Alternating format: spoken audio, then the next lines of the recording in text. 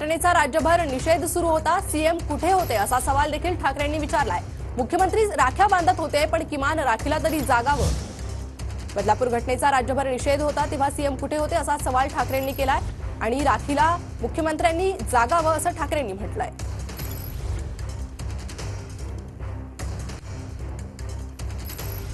तर बदलापूर घटनेवरून ठाकरे यांनी मुख्यमंत्र्यांना घेरलेला आहे।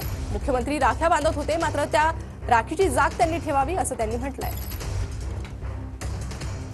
काही निवडणूक डोळ्यासमोर ठेवून लाडकी बहीण योजनेसाठी ही काही राबवलेली योजना नव्हती।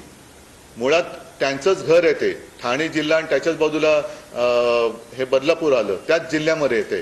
तर त्यांना हे जे काय घडले ही घटना ही मान्य आहे का? हे दुष्कृत्य ते अमान्य करतायत का? किंवा असं झालं तरी चालेल पण लाडकी बहीण काल मुख्यमंत्री कुठे होते?